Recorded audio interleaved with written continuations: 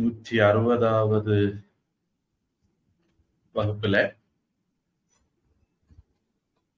உலோகங்கள், தாமிரம், வெள்ளி, வெள்ளீயம், காரியம் இவைகளை தூய்மைப்படுத்துறது, மென்மைப்படுத்துறது, இதை பத்தி பார்த்தோம்.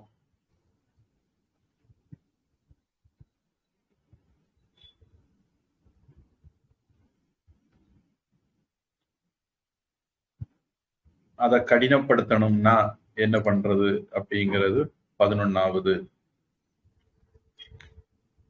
பசுவினுடைய கொம்பு, பல்லு இந்த கலவையால ட்ரீட் பண்ணா அது கடினமாயிடும் அப்படிங்கிற வரைக்கும் பார்த்தோம்.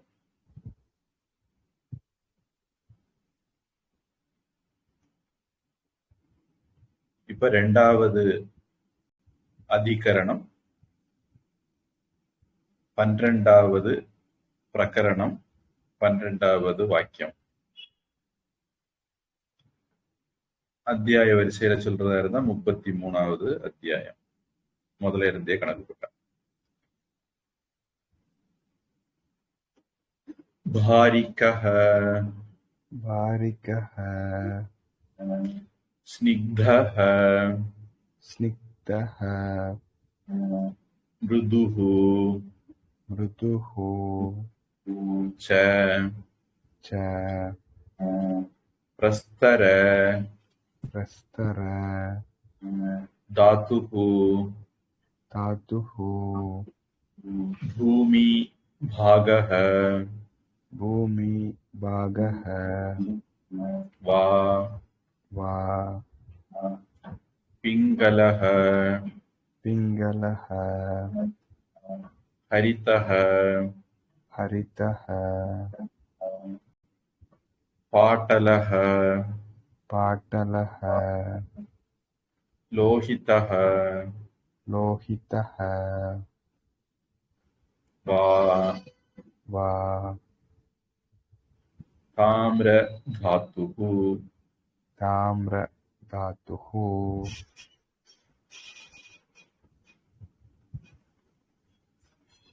இப்ப நம்ம தாமிர தாத்து பத்தி பார்க்க போறோம். தங்கம், வெள்ளி முடிஞ்சு தாமிர தாத்து.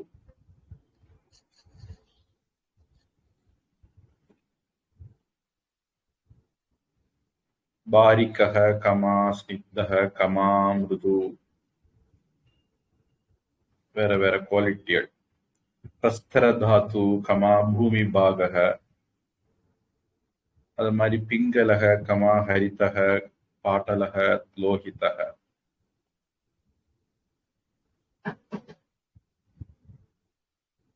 முத 3 விஷயங்கள் சொல்லப்பட்டிருக்கு. ஒண்ணு, அதனுடைய தாத்துவினுடைய தன்மை. பாரிகஹ பாரம்,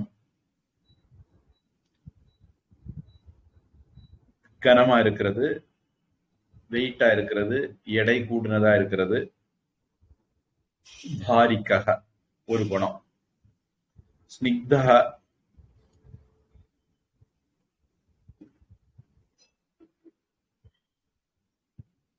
வழுவழுப்பா இருக்கிறது அல்லது பிசுபிசுப்பா இருக்கிறது. மிருதுஹு மென்மையா இருக்கிறது.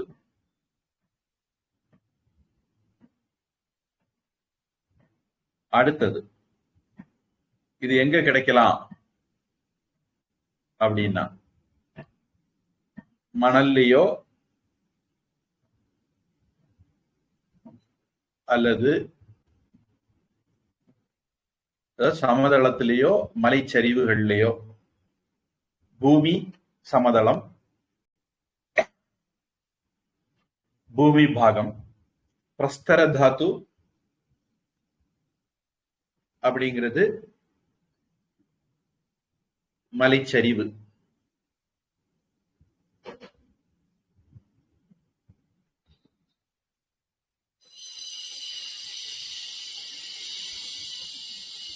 ஒரு மொழிபெயர்ப்பு இதை எப்படி எடுத்திருக்காங்கன்னா, மண்ணாகவோ கல்லாகவோ கிடைக்கலாம் அப்படின்னு எடுத்திருக்காங்க.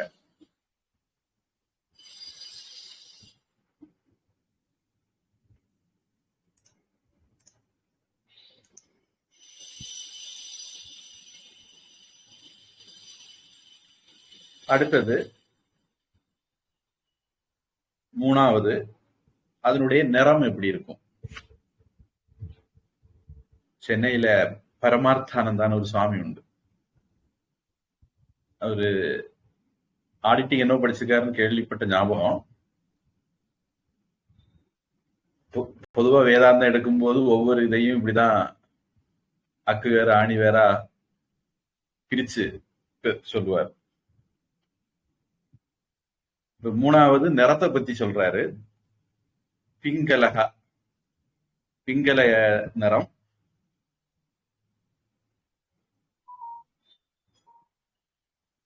பிரவுன், எல்லோ பிரவுன், அந்த மாதிரி. ஹரிதக பச்சை.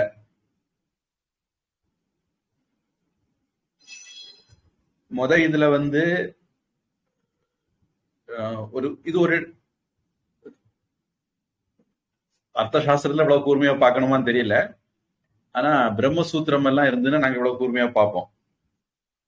இதுல பாத்தீங்கன்னா பாரிகக ஸ்னிக்தக மிருதுகு ச அப்படின்னு போட்டிருந்து. வாரமாவும் இருக்கும், வழுவழுப்பாவும் இருக்கும், மென்மையாவும் இருக்கும். இதுல அர்த்தம் அப்படி எடுக்கணும். 2வது பிரஸ்தர தாத்துகு பூமி பாகக வா, அங்க வான்னு போட்டிருக்கு. அப்ப மலை சரிவிலையும் கிடைக்கலாம் அல்லது பூமியில கிடைக்கலாம். 2ல 1. முதல்ல உள்ளதுல 3 சேர்ந்து 3 குணமும் இருக்கும். 2வதுல 2ல 1 தான் அப்ளை ஆகும். எய்தர் ஆர் கண்டிஷன் இது. அது அண்ட் பிளஸ் பிளஸ் கண்டிஷன். இது எய்தர் ஆர் கண்டிஷன். கல்லாகவோ மணலாகவோ அப்படின்னு அந்த இன்னொரு தொழில் மொழிபெயர்ப்பு எடுத்தா. இப்ப அதே மாதிரி இப்ப நிறம் வரும்போது பிங்கலக ஹரிதக பாட்டலக லோகிதக வா, அப்படியோ இப்படியோ எய்தரா இருக்கலாம். எல்லா நிறமும் இருக்கணும்னு இல்ல. இந்த வா சா எல்லாம் எவ்வளவு முக்கியம்னு பாத்துங்க. பச்சையா இருக்கலாம், ஹரிதக பச்சையா இருக்கலாம், பாட்டலக பாட்டல நிறத்துல இருக்கலாம். அது பாதிரி பூ அப்படிங்கிறது மாதிரி நம்ம பார்த்தோம். பிங்க் கலர் அப்படிங்கிறது மாதிரி போன வகுப்புல சொன்னோம். லோகிதக சிவப்பு. அப்போ கொஞ்சம் மஞ்சளாகவோ பச்சையாகவோ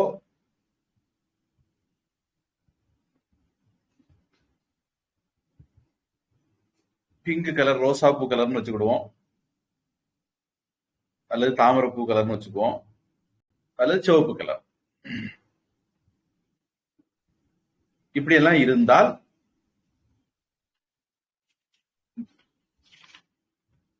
அது தாமிர தாத்து.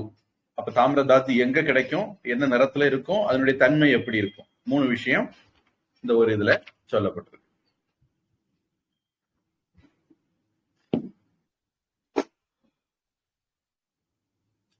ஆங்கிலம்.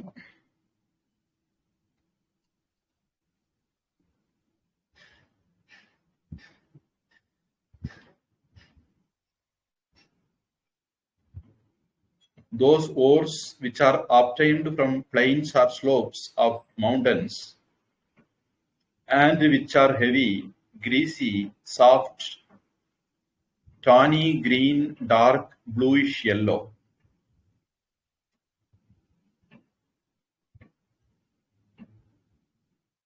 ஹரிதங்கிறத ப்ளூயிஷ் எல்லோன்னு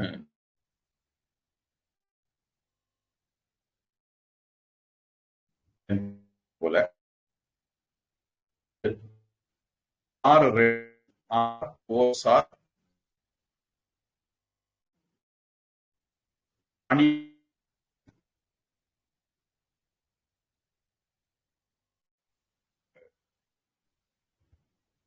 சாமி ஹரியோம் கேக்குதா? ஆமா சாமி, இப்ப கேக்குது சாமி. பிரேக் ஆச்சு. பாட்டலக அப்படிங்கிறத டார்க் ப்ளூயிஷ் எல்லோ அப்படின்னு எடுத்திருக்காங்க, தெரியல, கன்ஃபியூஸ் ஆயிட்டாங்க. பேல் ரெட், பாட்டலகங்கிறத பேல் ரெட்னு எடுத்திருக்காங்கன்னு நினைக்கிறேன். லோஹிதக ரெட்னு எடுத்திருக்காங்க. அங்க மொத்தம் ஆக மொத்தம் நமக்கு பாட்டத்துல 1 2 3 4 தான் இருக்கு. இவங்க இதுல tawny, green, dark bluish yellow, pale red, red, டானிங்கிறத விட்டா கூட 1 2 3 4 5 ஆயிப்போச்சு. அதை சேர்த்தா 6 ஆயிப்போச்சு. அவங்களுக்கு வேற ஏதாவது பாட்ட பேதம் இருக்குதான்னு தெரியல. சரி, நம்ம தமிழ் என்ன சொல்லுது பார்ப்போம்.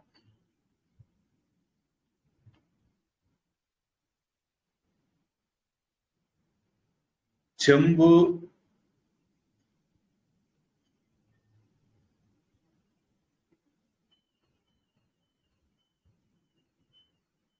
பொன்னு, வெள்ளி எல்லாம் சொல்லி செம்பு ஆரம்பிக்கிறது என்னும் தாத்து பொருள் எடை மிகுதியும் வழுவழுப்பும் மென்மைத்தன்மையும் வாய்ந்த கல்லாகவும் மண்ணாகவும் காணப்படும்.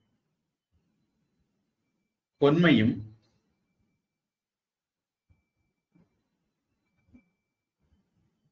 பிங்கல வண்ணம், அத புகர் நிறம்னு சொல்லுவாங்க. இந்த பிங்கல வண்ணத்தை தான் அவங்க பொன்மையும் அப்படிங்கிற மாதிரி மொழிபெயர்த்திருக்காங்க.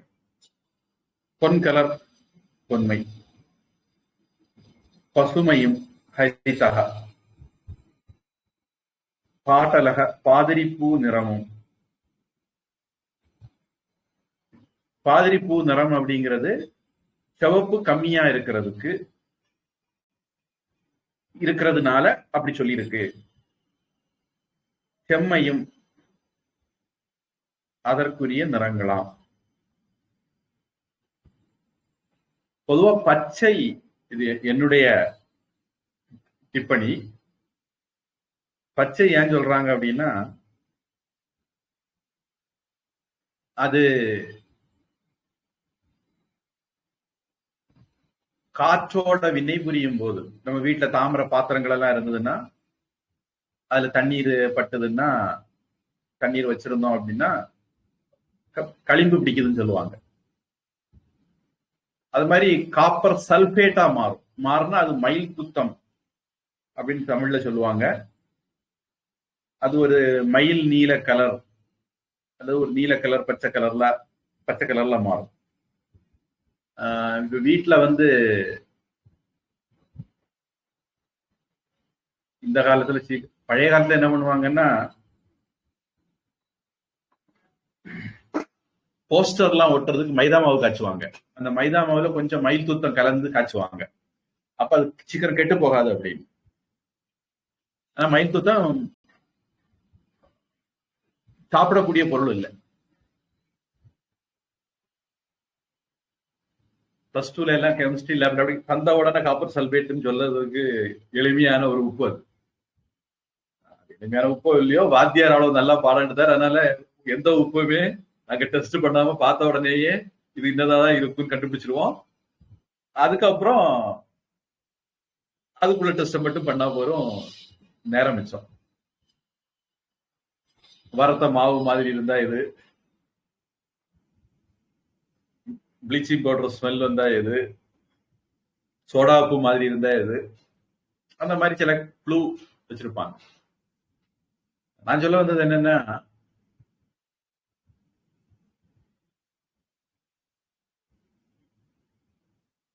இந்த மயில் துத்தம் அல்லது காப்பர் சல்பேட் நகை கடைகள்லையும் கூட பயன்படுத்துவாங்கன்னு நினைக்கிறேன்.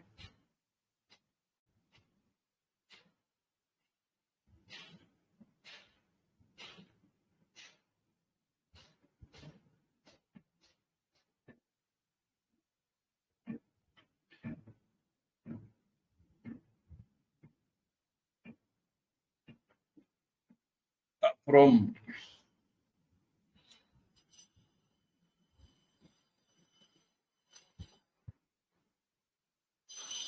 இன்னொரு விஷயம் சொல்ல வந்தேன், அதுக்குள்ள மறந்துட்டேன்.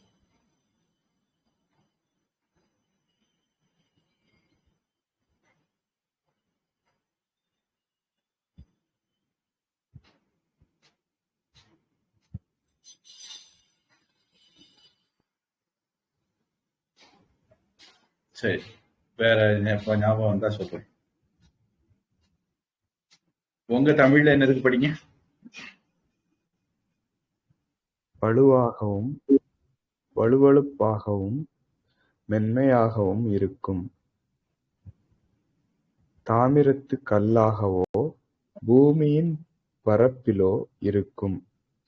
இது பச்சையாகவோ நீலமாகவோ இளஞ்சிவப்பாகவோ சிவப்பாகவோ இருக்கும். இதுல பச்சையில இருந்து ஆரம்பிச்சிருக்காங்க. இவங்க ஒரு நிறத்தை கம்மி பண்ண மாதிரி இருக்கு. பிங்களம்ங்கிறது இவங்க மொழிபெயர்ப்புல வராதது மாதிரி இருக்கு.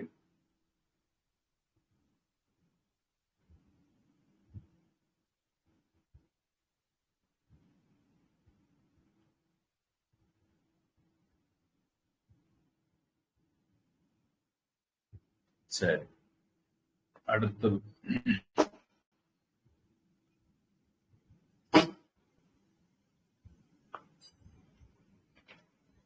அது 3.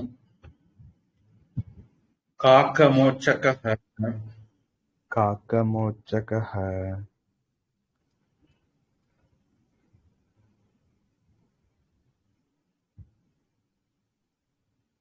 பொதுவா இந்த கமா வர்றதுனால நான் அந்த இடத்துல அப்படி நிறுத்தி நிறுத்தி படிக்கிறது.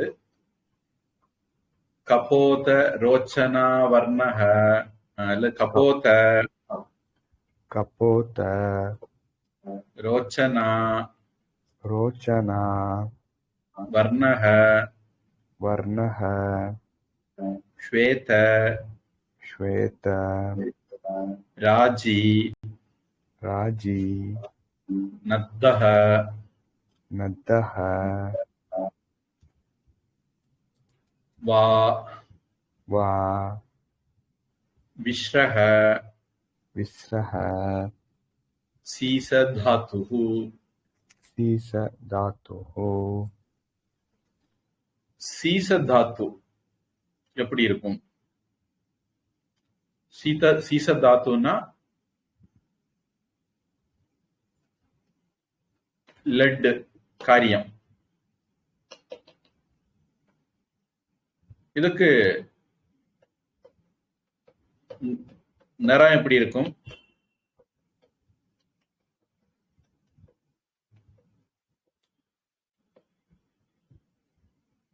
அப்படிங்கிறது சொல்றார். இந்த காக்க மோச்சக்கக அப்படிங்கிறது காக்க விட்டை அப்படின்னு சொல்லலாம். இல்ல காக்கா பொண்ணு அப்படின்னு ஒண்ணு சொல்லுவாங்க. கருப்பு கலர்ல இருக்கும், மினுங்கும். நான் நினைக்கிறேன் இங்கிலீஷ்ல அதை மைக்கான்னு சொல்லுவாங்கன்னு நினைக்கிறேன். பழைய காலத்துல ஆச்சரியமா எடுத்து வச்சு விளையாடுற பழக்கம் எல்லாம் உண்டு. கங்கை தண்ணியில அது இருக்குது, அதனாலதான் அதுல வேற கிருமிகள் ஒண்ணும் வாழ முடியல. கங்கை தண்ணிகள் ரொம்ப காலம் கெட்டு போகாம இருக்கிறதுக்கு இது ஒரு காரணம் அப்படின்னு சில பேர் சொல்லி கேள்விப்பட்டிருக்கேன். எந்த அளவுக்கு அறிவியல் பூர்வமானு தெரியாது. கபோத்த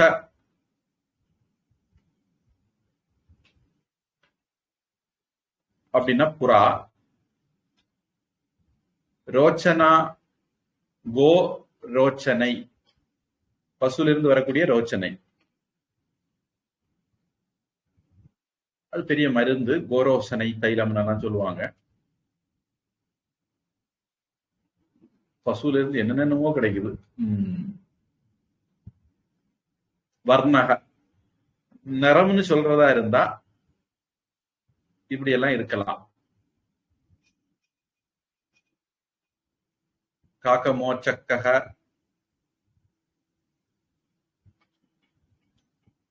காக்க பொண்ணு மாதிரியோ புறா மாதிரியோ கோரோசனை மாதிரியோ நிறம் இருக்கலாம்.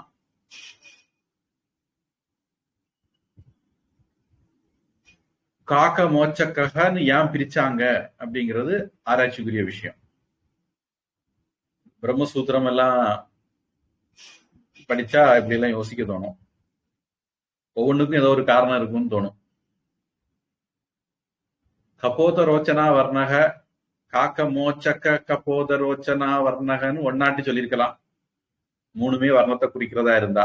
அப்படி பண்ணாம காக்க மோச்சக்க கபோத ரோச்சனா வர்ணகன்னு பிரிச்சிருக்கிறதுனால அதுக்கு ஏதோ ஒரு காரணம் இருக்கும்.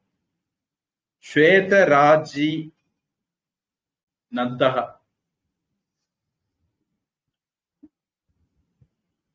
ஸ்வேத வெள்ளை, ராஜி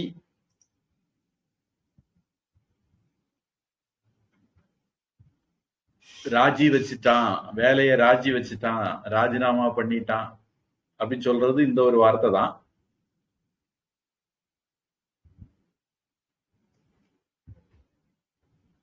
ராசி ஆயிட்டான், ரெண்டு பேரும் ராசி ஆயிட்டாங்க, சண்டை போட்டிருந்தாங்க, இப்ப ரெண்டு பேரும் ராசி ஆயிட்டாங்கன்னு சொல்றதும் இந்த வார்த்தை தான்.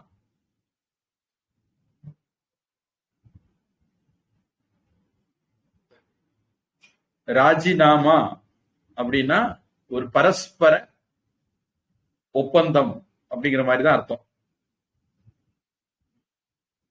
ரெசிக்னேஷன்ங்கிறது அதுக்குள்ள அடக்கம், அவ்வளவுதான். காம்ப்ரமைஸ், அக்ரிமெண்ட், கன்சென்ட், இதெல்லாம் தான் ராஜிங்கிறதுக்கு அர்த்தம். வேற அர்த்தமும் இருக்கு, அதுதான் நமக்கு இங்க தேவை. ஒரு ரோ அல்லது லைன், கண்டினியூஸ் லைன், அந்த மாதிரி ஒரு அர்த்தமும் இருக்கு. அந்த அர்த்தம் தான். வெள்ளை கோடுகள், நத்தக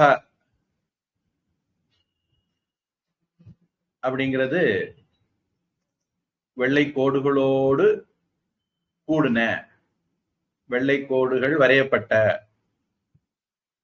அந்த மாதிரி அர்த்தம்.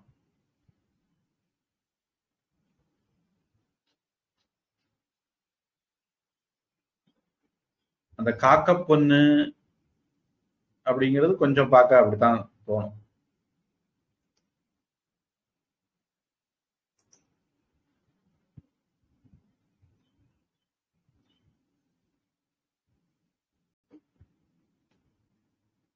வெள்ளையாகவோ, ராஜினத்தக வான்னு இருக்கு, அந்த வாவை எங்க கொண்டு சேர்க்கணும்னு பார்க்கணும்.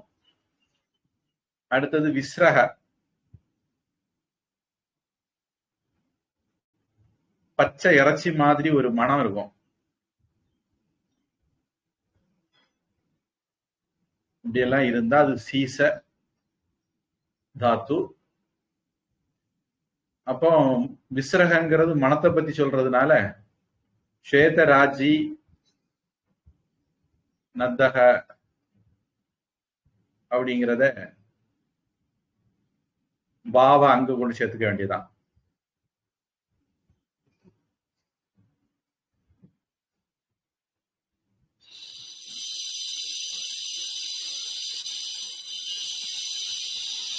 காக்க மோச்சக கபோத ரோச்சனா வர்ணக வா வா, சேதராஜினத்தக வா, அந்த மாதிரி அத புரிஞ்சுக்கணும்.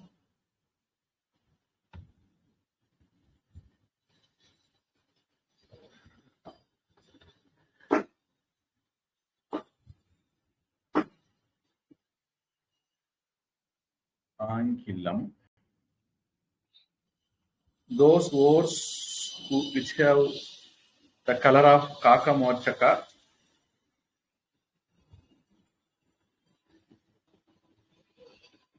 Solanum indica, Pigeon or cow's bile. ரோச்சனாங்கிறத இங்க பசுவினுடைய பித்தம்ங்கிற மாதிரி எடுத்திருக்காங்க. பித்தம் தான் நாளடைவுல ரோச்சனையா மாறுதான்னு தெரியல. And which are marked with white lines and smell like raw meat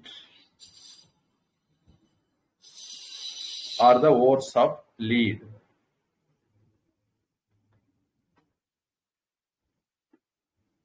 நாத்தம் பிடிச்ச தாத்து.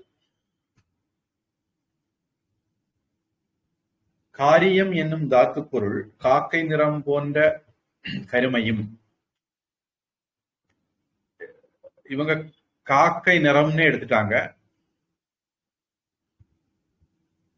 புறா வண்ணமும் கோரோச்சனை நிறமும்.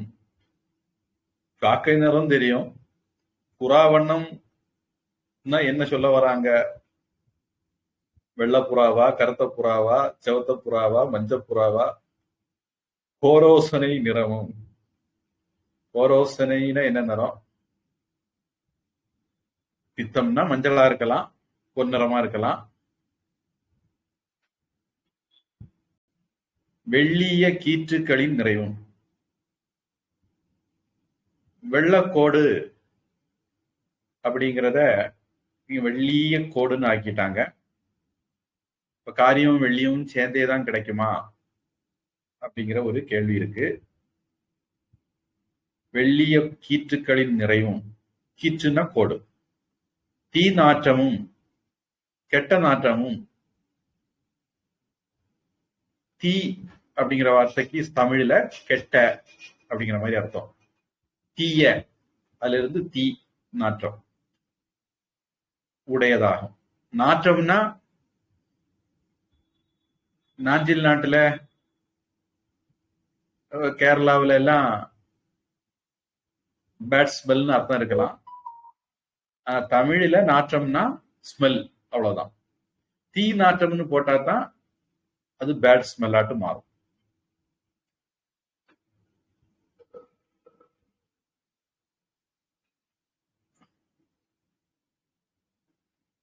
உங்க தமிழ் என்ன சொல்லுது? ஈயத்தாதுக்கள் காகத்தின் நிறத்திலோ புறாவின் நிறத்திலோ கோரோஜனை நிறத்திலோ இருக்கும். இவற்றின் மீது வெண்ணிறக் கோடுகள் இருக்கும். துர்நாற்றத்துடன் இருக்கும். இதுக்கு முந்தின இதுல அந்த மயில் துத்தம் சொல்ல வரும்போது என்ன சொல்ல வந்தேங்கிறது ஞாபகம் வந்துச்சு. வீடுகள்ல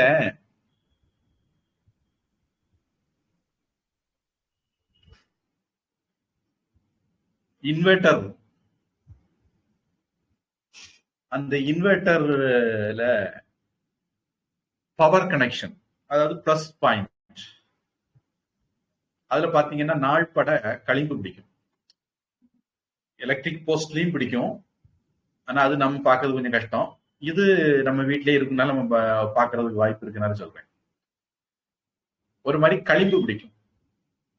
அந்த பேட்டரியில நம்ம பிளஸ் செவந்த ஒயர் எங்க கொண்டு கனெக்ட் பண்ணிருக்கோமோ அந்த பாயிண்ட்ல, இணைப்பு இடத்துல நாள்பட லூஸ் கனெக்ஷன் அந்த மாதிரி ஏதாவது இருந்தா வேகமாகவும், நல்லா இருந்தாலும் கூட நாள்பட, பேட்டரி வீக் ஆகும் போது நாள்படையும் களிம்பு வரும். அந்த களிம்பு பாத்தீங்கன்னா ஒரு பச்சை கலர்ல ஃபார்ம் ஆகும். அதுதான் இதுக்கு முந்தின இதுல ஹரித்தக பச்சை கலர்னு வருது. அதாவது கெமிக்கல் ரியாக்ஷன் நடந்து இன்னொன்னா மாறிட்ட தாமிரம், காப்பர் தான் பச்சை கலர்ல வரும். தூய்மையான தாமிரம் பச்சை கலர் கிடையாது. இப்ப காப்பர் சல்பேட்டா இருந்ததுன்னா அது பச்சை கலர்ல கிடைக்கும். அப்புறம் அது சல்பேட்டை நீங்க தனியா பிரிச்சு எடுத்துட்டீங்கன்னா காப்பர் மட்டும் உங்களுக்கு கிடைக்கும். அதுக்குத்தான் அது போன தடவை யோசனை வந்து மறந்து போன விஷயம். அடுத்தது 14.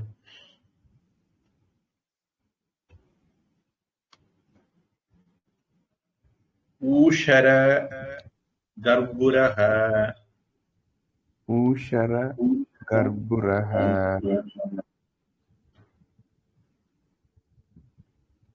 பக்வ பக்வ. லோஷ்டவர்ணஹ. லோஷ்டவர்ணஹ.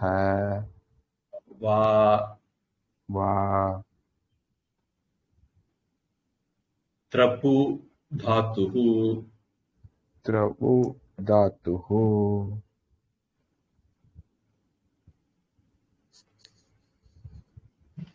ஊஷரம், ஊஷர பூமி அப்படின்னா பாலை நிலம் அப்படின்னு சொல்லலாம்.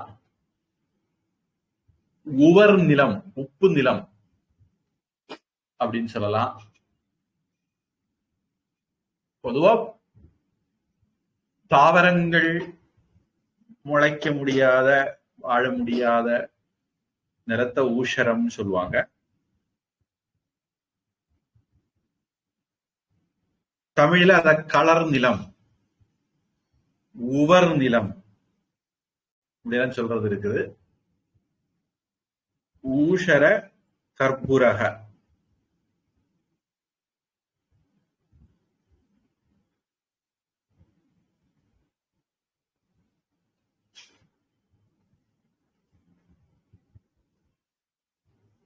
அந்த மண்ண மாதிரி பல நிறத்துல இருக்கும். நமக்கு இதுக்கு உதாரணம் சொல்றதா இருந்தா, கன்னியாகுமரி கடற்கரை, வட்டக்கோட்டையில இருந்து கன்னியாகுமரி அப்படி கொஞ்சம் போனா அநேகமா மணாமலைக்குறிச்சி வரைக்கும் இருக்கும்னு நினைக்கிறேன். அதனால பளிச்சுன்னு தெரிகிறது வட்டக்கோட்டையில நான் பார்த்திருக்கிறேன். கன்னியாகுமரி கடற்கரையிலையும் இருக்கலாம்னு நினைக்கிறேன். ஏன்னா கன்னியாகுமரி அம்மா அவதாரம் எடுத்திருந்தாங்க. சுசீந்திரன் தானும் மாலையனை தான் கட்டுவேன் அப்படின்னு ஒத்த காலில் நின்று தபஸ் பண்ணாங்க. அந்த கடலுக்குள்ள பாறையில நின்று தபஸ் பண்ணாங்க. அப்படி பலகாலம் தபஸ் பண்ணி அவங்க கால் வச்ச இடம் மட்டும் பாறை அரிக்கல, சுத்தி எல்லாம் பாறை அரிச்சிட்டு. அந்த அளவுக்கு நீண்ட காலம் தபஸ் பண்ணியிருக்காங்க. அந்த கடல் காற்றினாலையும் உப்பு தண்ணியினாலையும் சுற்றி உள்ள பாறையெல்லாம் அரிக்கிற அளவுக்கு தபஸ் பண்ணியிருக்காங்க. அப்புறம் சிவபெருமான் சரி கல்யாணம் பண்ணிக்கிறேன்னு வாக்கு கொடுத்துட்டு, இத்தனாம் தேதி இத்தனை மணிக்கு காலையில 4 மணிக்கு கல்யாணத்துக்கு வரேன் அப்படின்னு நல்ல நாள் குறிச்சு கொடுத்தாச்சு. அம்மாவும் சாம்பார், அவியல், பொரியல் எல்லாம் ரெடி பண்ணி காத்திருக்காங்க.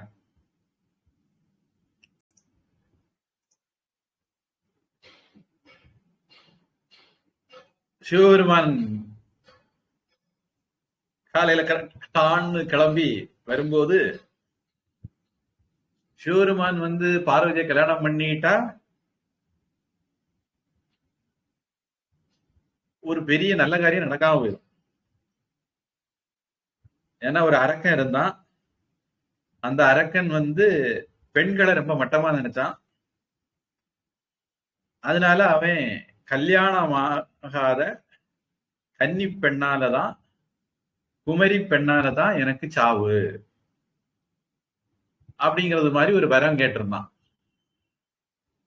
பொம்பளை கொல்ல போறது இல்ல, சின்ன பிள்ளை கொல்ல போறது இல்ல அப்படின்னு அவனுக்கு ஒரு மிதப்பு.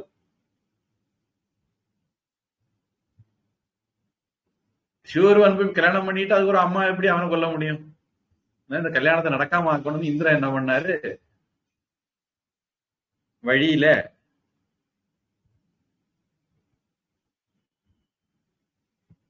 சுசீந்திரத்துக்கு அடுத்தது ஒரு ஊர் இருக்கு,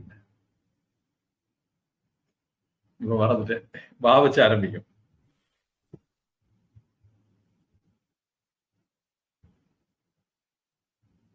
ஒரு முக்கிய ஜங்ஷன் எல்லாம் மாறிட்டது, இப்ப ரொம்ப டெவலப் ஆயிட்டது. 5 கிராமத்துல இருந்து வரக்கூடிய ரோடு கன்னியாகுமரி ரோட்ல சேர்ற ஜங்ஷன் அது.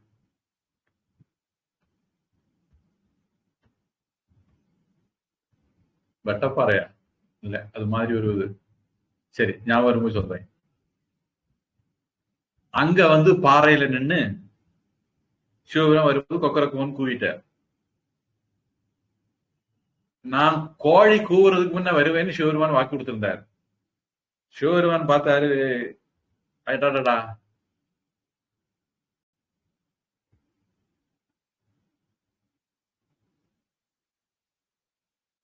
வழுக்கம் பாறையா அந்த ஊர் பேர். ஆமா அந்த சாமி, பாறையில வழுக்கம் வச்சு பாறை. அந்த வழுக்கம் பாறையில வச்சு கோழியா வந்து குவிட்டாங்க. நாரதர் அல்லது இந்திரனா இருக்க வாய்ப்பு அதிகம்.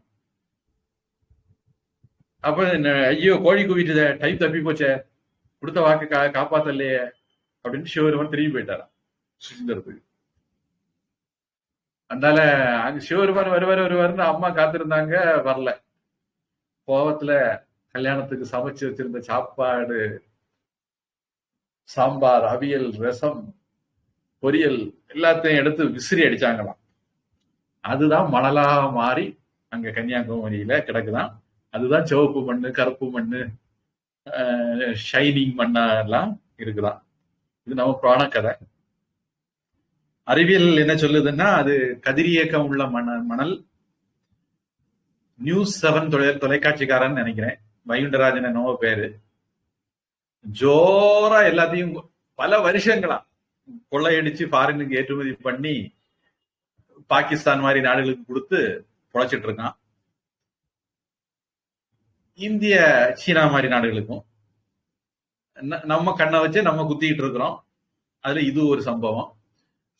அவன் ஜெயன்னு இன்னைக்கும் வாழ்ந்துட்டு இருக்கான். அவனுக்கு மேல கேஸ் எல்லாம் போட்டாங்க ஜெயலலிதா இருக்கும் போது. என்னமோ ரொம்ப காலத்துக்கு பிறகு உறக்கம் முடிச்சு கேஸ் எல்லாம் போட்டாங்க. அது நம்ம போபர்ஸ் கேஸ் மாதிரி இருக்கு. போபர்ஸ், 2G, நம்மகிட்ட பெரிய லிஸ்டே இருக்கு. ஊழல்னு சொல்லுவாங்க, ஆனா ஊழல் யாருமே தண்டாங்க. அதுதான் ஜனநாயகத்தினுடைய பெருமை, பாஜக காரனுக்கு பெருமை. மோடி நாங்க ஆட்சிக்கு வந்து அதை உருட்டிடுவோம், இதை உருட்டிடுவோம் அப்படின்னு சொல்லுவாங்க. ஒன்னையும் உருட்ட மாட்டாங்க, வாயில வடை மட்டும் சுடுவாங்கிறதுக்கு இதெல்லாம் சில உதாரணம்.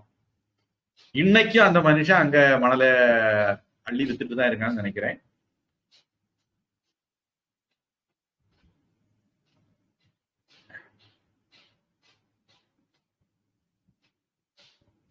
கலர் நிலத்துல பல வகை வண்ணத்துல மணல் இருக்கலாங்கிறதுக்கு சொல்ல வந்தேன்.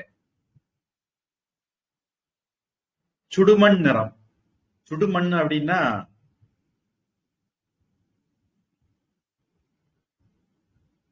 பொதுவா அந்த மண் பானைகள் எல்லாம் செய்த பிறகு அதை சுடுவாங்க. சுட்ட பிறகு அது சிவப்பு கலருக்கு மாறும்.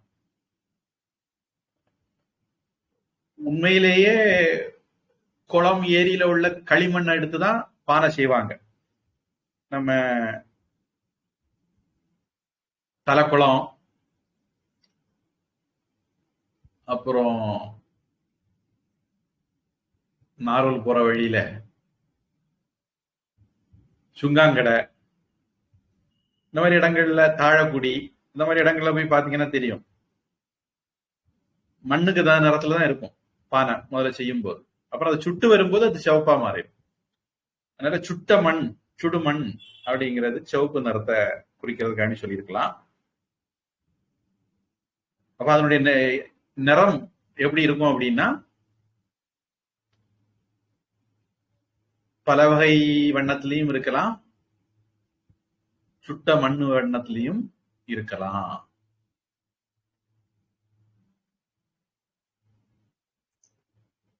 அடுத்தது லோஷ்டம் அப்படின்னா ஓட்டாஞ்சில். பக்குவ லோஷம் சுட்ட ஓட்டாஞ்சில். ஓட்டாஞ்சில்லு தான் இல்ல, இந்த இடத்துல நம்ம பானை அப்படின்னு எடுத்துக்கலாம், தப்பு இல்லை. அப்போ ஊஷர கற்பூரக வா பக்குவலோஷ்டக வா வர்ணக, அல்லது ஊஷர கற்பூர வர்ணக வா பக்குவலோஷ்ட வர்ணக வா. நிறம் இப்படி ரெண்டு விதமா இருக்கலாம். அது மட்டும்தான் அதனுடைய குறிப்பு. எது? திரப்பு தாத்து. திரப்பு தாத்து. திரப்பு தாத்துன்னா வெள்ளியம். காரியத்தை பத்தி பார்த்தோம். அடுத்தது வெள்ளியத்தினுடைய நிறம் அப்படின்னு சொல்றாரு. இது ஆங்கிலத்துல டின் அப்படின்னு போட்டிருக்காங்க. டின்னு வெள்ளியும் ஒண்ணுதானான்னு தெரியல. டின்னு பொதுவா நம்ம தகரம் அப்படிங்கிற அர்த்தத்துலதான் பொதுவா நாம டின் ஷீட், தகர கொட்டாய் அப்படின்னு பயன்படுத்துவோம். அதெல்லாம் ஆராய்ச்சிக்குரிய விஷயம்.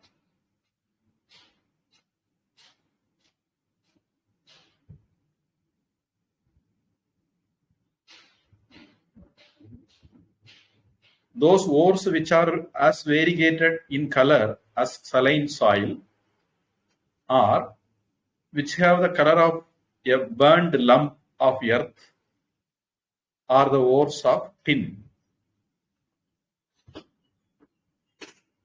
பண்டிதமணி என்ன சொல்றாருன்னா, வெள்ளியம் என்னும் தாத்து பொருள் கலர் நிலத்தை ஒத்த பல வகை வண்ணங்களையும், கலர் நிலம், ஊவர் நிலம், இதெல்லாம் கிட்டத்தட்ட ஒரே அர்த்தம் உள்ள வார்த்தைகள். சுடுமண் நிறத்தையும்,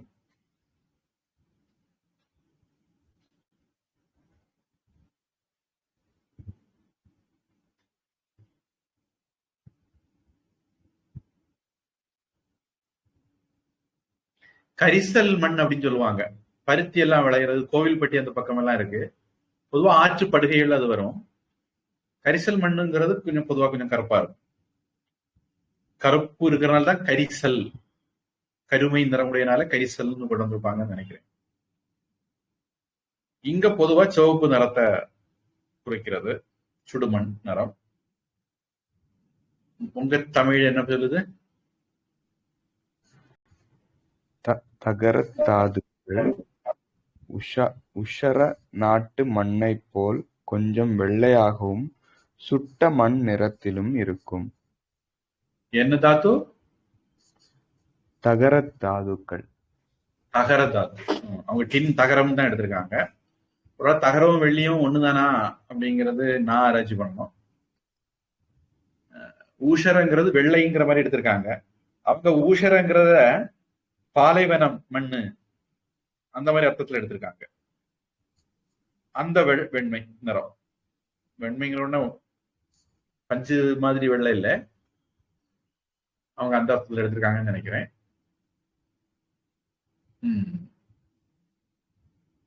15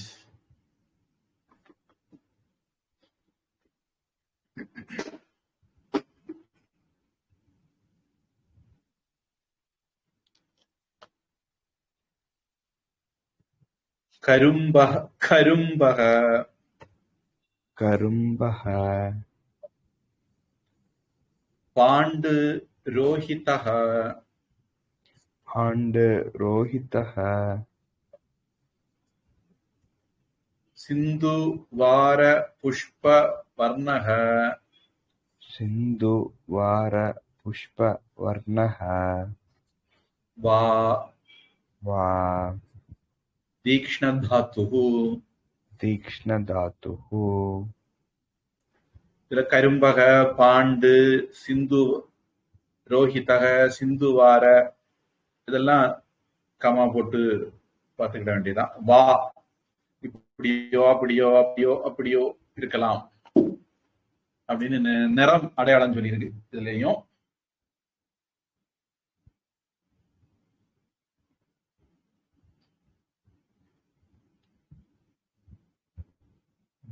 தீக்ஷ்ண தாத்து அப்படின்னா இரும்பு தாத்து. இப்ப இரும்பை பத்தி சொல்றாங்க. செம்பு சொல்லி, காரியம் சொல்லி, வெள்ளியும் சொல்லி, இப்ப இரும்ப சொல்றாங்க. தீக்ஷ்ண தாத்து எப்படி இருக்கும்னா,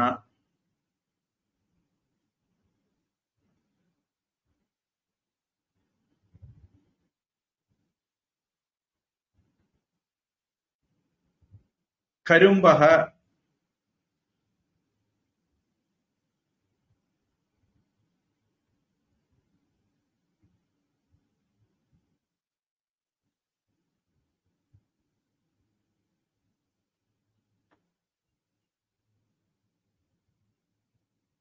ஆரஞ்சு கலர்னு ஆங்கிலத்துல சொல்றாங்க. ஏன் சொல்றாங்க அப்படின்னு தெரியல. பாண்டு வெள்ளை,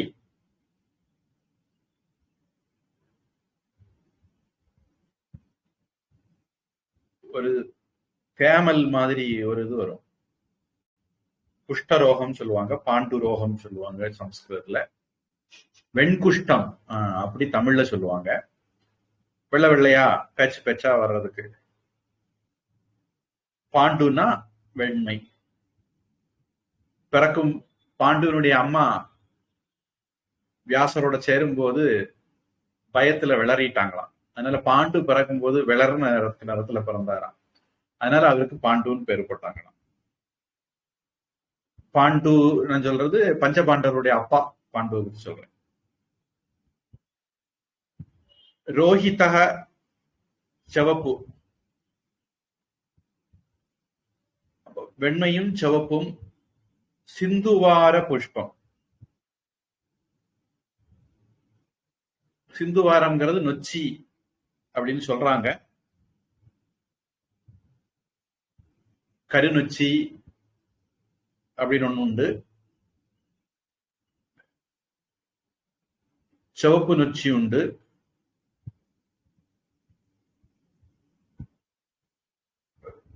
பல நொச்சிகள் இருக்கும்னு நினைக்கிறேன். கருநொச்சிக்கு தான் மருத்துவ குணம் அதிகம்னு நினைக்கிறேன். கருநொச்சி தான் சிவப்பு நொச்சி நான் சொல்லிட்டேன்னு நினைக்கிறேன். பாடி பெயின்க்கெல்லாம் கருநொச்சிய நம்ம குளிக்கிற தண்ணீர் வெந்நீரால போட்டு கொஞ்சம் ஊற வச்சு அந்த தண்ணியில குளிச்சா உடம்பு வலியெல்லாம் போயிடும் அப்படின்னு சொல்லுவாங்க. அந்த நொச்சியினுடைய மலர் பூ மாதிரி, சிந்துவார புஷ்பம், அந்த பூ மாதிரி நிறம், வெள்ளையோ சிவப்போ, நொச்சி மலர் பூவோ. நொச்சி மலர் பூ, நொச்சி மரம் பார்த்திருக்கேன், பூவை பார்த்தது இல்லை. நம்ம இயற்கையோடு இணைந்த வாழ்வுல இப்ப இல்லை, அதனால என்ன நிறம் தெரியாது. அந்த மாதிரி வர்ணத்துல இருக்கும். இப்ப கரும்புனா ஆரஞ்சு கலர்னா ஆச்சு. இது இரும்புக்கு.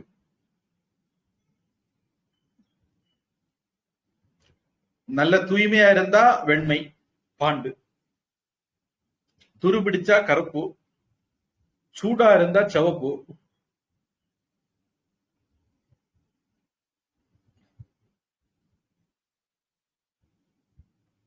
இதுக்கு ஆங்கிலம் those ores which are of orange color,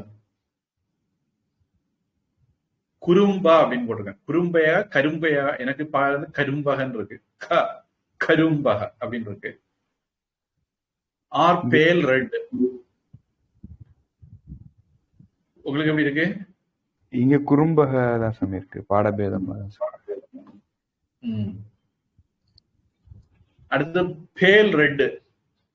bond ரோஹிதகங்கிறத அவங்க என்ன பண்ணிட்டாங்க, வெளுத்த சிவப்புன்னு எடுத்துட்டாங்க. Or of the colour of flower of சிந்துவாரா, வைடெக்ஸ் ட்ரிபோலியா.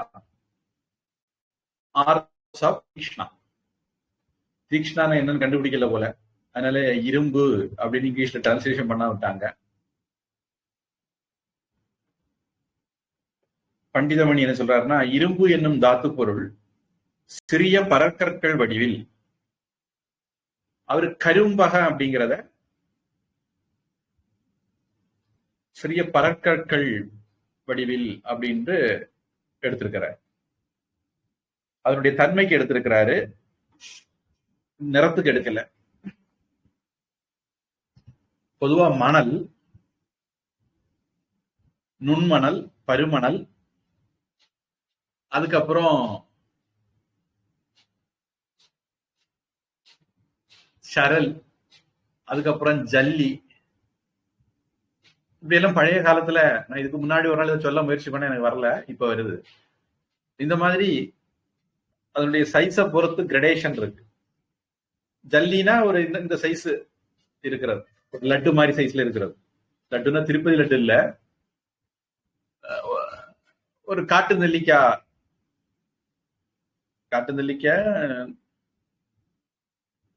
ஒரு கொய்யா பழம்னு வச்சுக்கலாம். எதை சொன்னாலும் வம்புதான், எல்லாத்துலயும் பல வெரைட்டி இருக்கு. ஒரு நாட்டு கொய்யா சைஸ்ல இருந்தா ஜல்லி.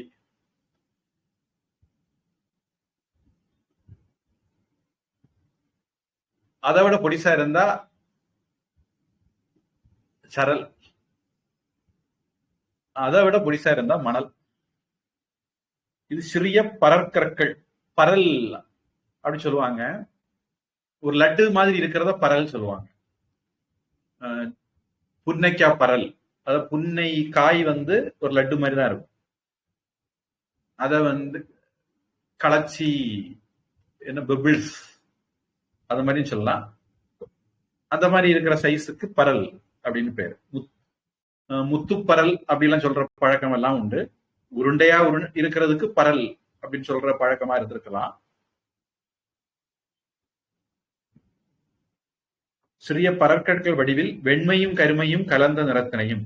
பாண்டு ரோஹிதக அப்படிங்கிறது அவங்களுக்கு என்ன பாடம்னு தெரியல. வெண்மையும் கருமையும் ஆக்கிட்டாங்க அவங்க. கருமையும் கலந்த நிறத்தினையும் நொச்சி மலர் போன்ற வண்ணத்தையும் உடையதாகும். இது பண்டிதமணி. உங்க தமிழ் என்ன சொல்லுது? இரும்பு தாதுக்கள் வெளுப்பான கற்களாக வெளுப்பும் சிவப்புமாக அல்லது சிந்துவார மலர் நிறத்திலும் இருக்கும். மறுபடியும் படிங்க. இரும்பு தாதுக்கள் வழுவழுப்பான கற்களாக வெளுப்பும் சிவப்புமாகவும் அல்லது சிந்துவார மலர் நிறத்திலும் இருக்கும். சரி, 16.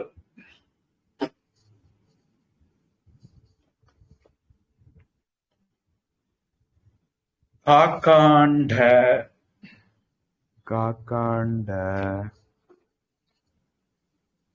புஜபத்ர புஜபத்ர வர்ணக வர்ணக வா வா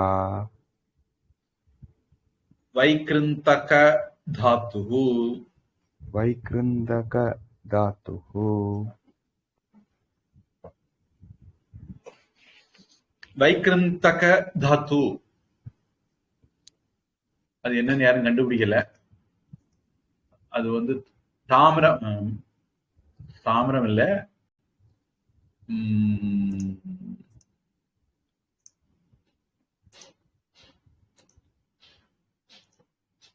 பாதரசம். தற்காலிகமா நம்ம பாதரசம்னு அதை நினைச்சுக்குவோம். என்ன தாத்து அப்படி அப்படி அப்படி மட்டும் ஒரு சின்ன க்ளூ எனக்கு கிடைச்சது. காக்க அண்டை, காக்க பொண்ணு காக்க முட்டை மாதிரி. காக்க அண்டை காக்க முட்டை மாதிரி. காக்க அண்ட வர்ணக அந்த சமாசத்தை அப்படி எடுத்துக்கணும். காக்க அண்ட வர்ணக வா புஜ பத்திர வர்ணக வா. காக்க முட்டை மாதிரி. காக்க முட்டை நான் நினைக்கிறேன் வெள்ளையா தான் இருக்கும் நினைக்கிறேன். குயில் முட்டையும் காக்க முட்டையும் மாதிரி இருக்கும். அதனால குயில் காக்க கூட்டுல போய் light green or light blue கலர்ல இருக்கும். அப்படியா? காக்க முட்டை நிறத்துலயும் நமக்கு தெரிஞ்ச முட்டை எல்லாமே வெள்ளையா இருக்குன்னு நினைப்போம். ஆனா அப்படி இல்லதான்.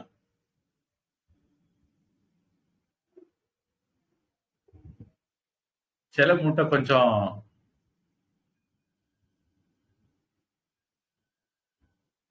என்ன சொல்றது, ஒரு மண்ணு நிறத்துல கூட இருக்கிற முட்டையை கூட பார்த்திருக்கேன். அது மாதிரி முட்டை அப்படின்னா பொதுவா நம்ம நீள் வட்ட வடிவம் எக்லிப்ஸ் ஷேப்புங்கிற மாதிரி நினைக்கிறோம். உருண்டையா இருக்கிற முட்டைகளும் உண்டு. முட்டை அது ஒரு தனி ஆராய்ச்சிக்குரிய விஷயம். காக்க முட்டை எப்படி இருக்குன்னு ஆராய்ச்சி பண்ணி இல்ல கோகுல் மாமாட்ட கேட்டு கண்டுபிடிச்சிட வேண்டியதான். புஜபத்ர கங்கோத்திரியில இருந்து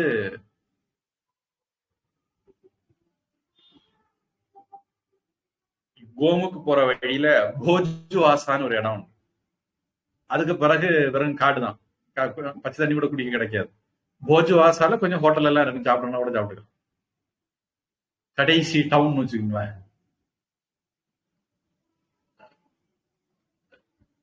போஜு பத்ரா கிடைக்கிறதுனால அதுக்கு போஜு வாசான்னு பேர் வச்சாங்களா என்னன்னு தெரியாது. போஜு பத்திரம்னு ஒண்ணு வட இந்தியாவுல சொல்லுவாங்க. ஒரு மரப்பட்டை அது. வெள்ளிமலை ஆசிரமத்துல அதனுடைய மாதிரி இருந்தது, இப்ப இருக்கின்றதுல. அந்த போஜ பத்திரத்துலதான் வட இந்தியாவுல எழுதுவாங்க. நம்ம பனை ஓலையில எழுதுறது மாதிரி அங்க போஜ பத்திரத்துல எழுதுவாங்க. அதுதான் இங்க புஜு பத்திரம்னு போட்டிருக்குதா அப்படின்னு தெரியல. இதனுடைய காக்கை முட்டை அல்லது புஜ பத்திரம். பத்திரம்னு போட்டதுனால எதழ், இனி பூ எதழா, மரத்து எதழா, இல்ல பட்டையினுடைய எதழா, எந்த நிறத்தை சொல்றாங்கிறதெல்லாம் ஆராய்ச்சிக்குரிய விஷயம். இப்படி இருந்தா அது வைக்கிருந்தக்க தாத்து, நம்ம பாஷையில பாதரச தாத்து. அதுக்கு ஆங்கிலம், the ores which are of the color of the leaf of kanda, Artemisia indica, or of the leaf of birch, are the ores of வைக்கிருந்தக்கா. இவங்க காக்காண்டா அப்படிங்கறதே வேற ஏதோ செடினாங்க எடுத்திருக்காங்க, காக்கா முட்டைன்னு எடுக்கல. அது அடுத்தது ஒரு விஷயம் இருக்கு, பார்ப்போம். என்ன பண்டிதமணி என்ன சொல்றாரு பார்ப்போம். வைக்கிருந்தகம் என்னும் தாத்து பொருள். வைக்கிருந்தகம் உலோக வகைகளுள் ஒன்று. இக்காலத்தில் அஃது இன்னதென்று புலப்படவில்லை. 2000 வருஷத்துக்கு முன்ன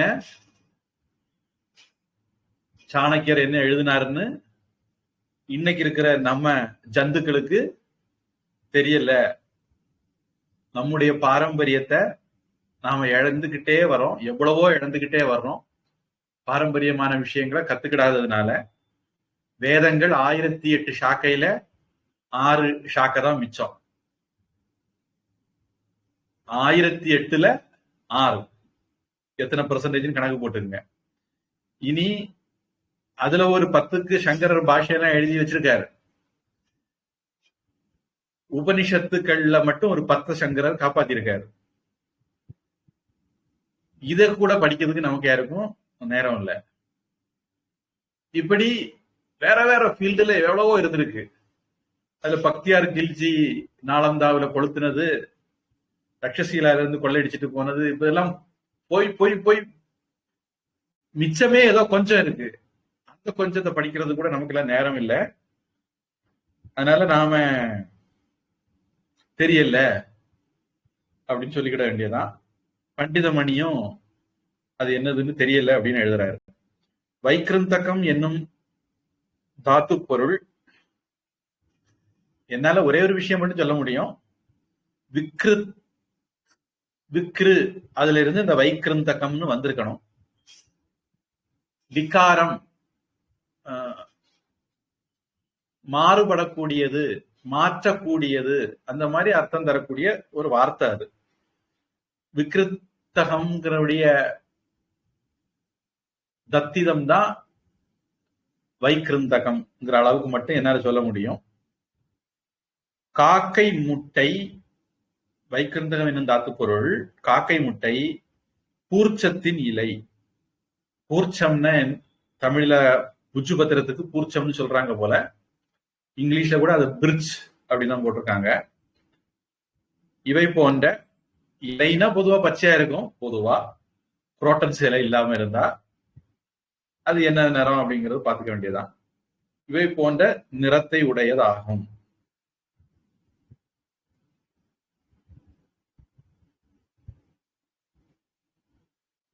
உங்க தமிழ் வைக்கிருந்தகம் என்னும் தாதுக்கள் காகாண்டம் என்னும் செடியின் இலை நிறத்திலோ புர்ஜ இலை நிறத்திலோ இருக்கும்.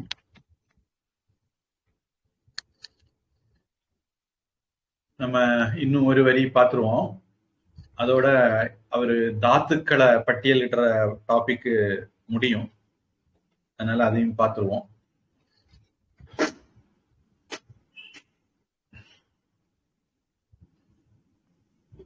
உங்க தமிழ்லயும் காக்காண்டம்ங்கிறது ஒரு செடிங்கிற மாதிரி தான் எடுத்திருக்காங்க. பொதுவா பச்சை நிறம்னு நம்ம யூகிச்சிட வேண்டியதுதான். 17 அச்சஹ அச்சஹ ஸ்னிக்தஹ ஸ்னிக்தஹ சப்ரபஹ சப்ரபஹ கோஷவான் கோஷவான் ஷீதஹ ஷீதஹ தீவ்ரஹ தீவ்ரஹ தனு ராகஹ தனு ராகஹ ச ச மணி தாத்துஹு மணி தாத்துஹு.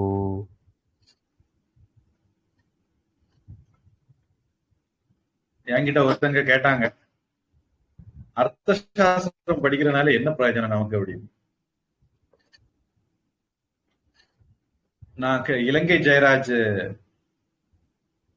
உடைய ஒரு இது லிங்க் உங்களுக்கு எல்லாம் அனுப்புனதுக்கு அது ஒரு காரணம்.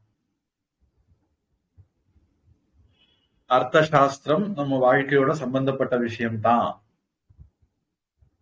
அப்படிங்கிறது அதுல தெரியும்.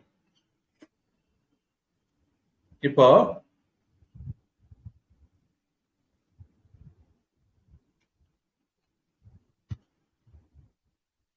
மணி தாத்து, மணிங்கிறது இந்த இடத்துல கோவில் மணி, மணி ஓசை தரக்கூடிய மெட்டல்ஸ் அப்படிங்கிற மாதிரி எடுத்துக்க வேண்டியதான். பொதுவா வெண்கலத்துல மணி செய்வாங்கன்னு சொல்லுவாங்க, வெண்கலம் தான். ஆனா அது என்ன பொறுத்த வரைக்கும் ஒரு தனி தாத்து கிடையாது. செம்பு, பித்தளை, ஒருவேளை இது பித்தளையா இருக்கலாம்.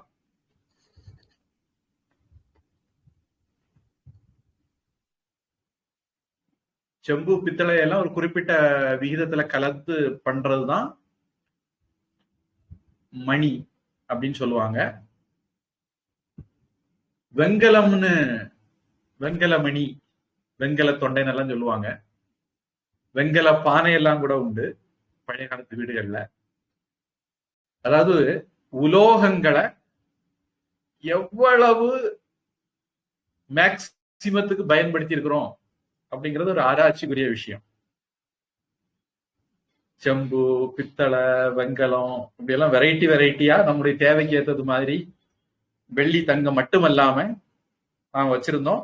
ஒவ்வொரு பர்பஸுக்கு ஒவ்வொரு பாத்திரம். உப்பு வைக்கணும்னா உப்பு மரத்துல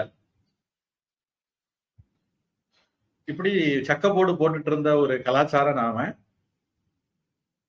அப்படிப்பட்ட மணி தாத்து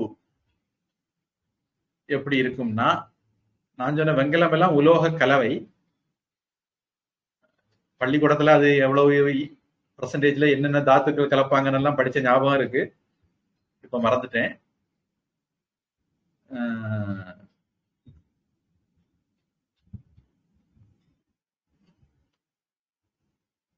மணி தாத்து அச்சக, அச்சகன்னு சொன்னா கொஞ்சம் ஒண்ணும் புரியாத மாதிரி இருக்கு. நரேந்திர தாமோதரதாஸ் வார்த்தையில சொன்னா ஒருவேளை நல்லா புரியும். ஸ்வச்சக, சு அச்சக ஸ்வச்சக, நல்ல தூய்மை. அச்சகனாலே தூய்மைதான். ஸ்வச்சக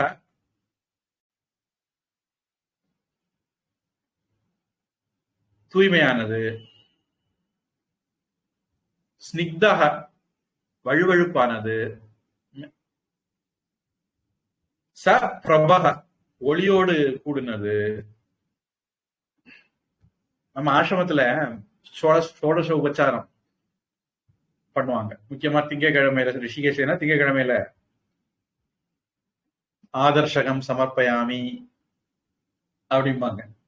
கண்ணாடி காட்டுறேன். அந்த கண்ணாடிக்கு ஒரு மெட்டல் இருக்கும். நம்ம கீழே போட்டா உடைகிற கண்ணாடி இல்ல. கண்ணாடி அப்படின்னா அதுக்கு ஒரு இலக்கண குறிப்பு கொடுக்கணும். கொடுத்தாதான் கண்ணில் அடியும் ஆடியா இல்ல முகம் பார்க்கும் ஆடியான்னு வித்தியாசம் தெரியும். இது வந்து இந்த சீசா, குப்பித்தோடு அப்படின்னு சொல்ற கண்ணாடியில ஒரு மெட்டல்ல நல்லா பாலிஷ் பண்ணி வச்சிருப்பாங்க, முகம் பார்க்கலாம். கொஞ்சம் விபூதி போட்டு நீங்க தேய்ச்சா போறோம், அப்படி பளபளன்னு முகம் பார்க்குற மாதிரி மாறி. அதனால சப் பிரபக நல்ல பிரகாசமானது. கோஷவான் நல்ல சத்தம் போடும், அதை தட்டினீங்கன்னா நல்ல சப்தம் வரும். மணி, உதாரணத்துக்கு மணியை தட்டுனா நல்ல சப்தம் வரும். கோஷவான், கோஷம்னா இந்த இடத்துல சப்தம். ஷீதக, ஏதோ பாட்டபேதம் இருக்குன்னு நினைக்கிறேன். எனக்கு பாட்டம் வந்து ஷீதக, குளிர்ச்சியானது, தொட்டா நல்ல குளிர்ச்சியா இருக்கும். தீவிரக,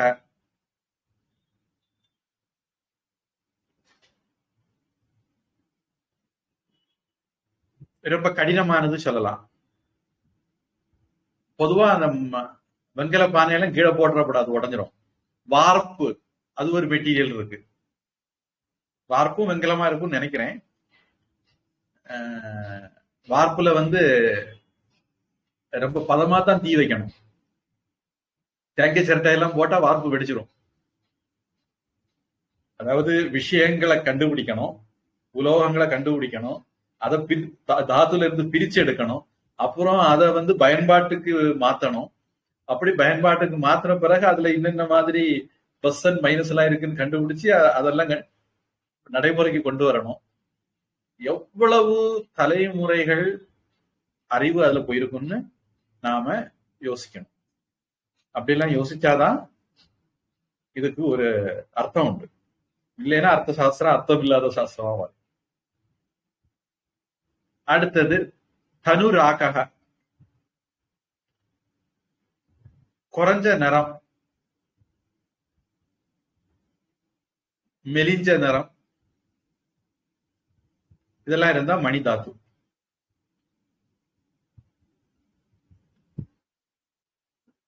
தனு மெலிஞ்சங்கிற அர்த்தம் வேதாந்தத்துல சாஸ்திரத்துல வரக்கூடிய அர்த்தம். மற்றபடி தனுன்னா உடம்புன்னு ஒரு அர்த்தம் உண்டு. இந்த இடத்துல கொஞ்சம் ஸ்பெஷல் அர்த்தம் எடுத்திருக்கோம்.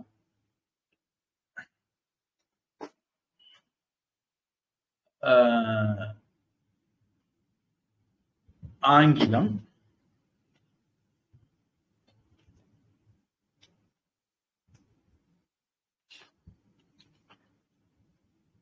pure, smooth, effulgent, sounding when struck, very hard. இவங்க சதக் தீவிரக அப்படிங்கிறது மாதிரி எடுத்திருக்காங்க பாட்டம்.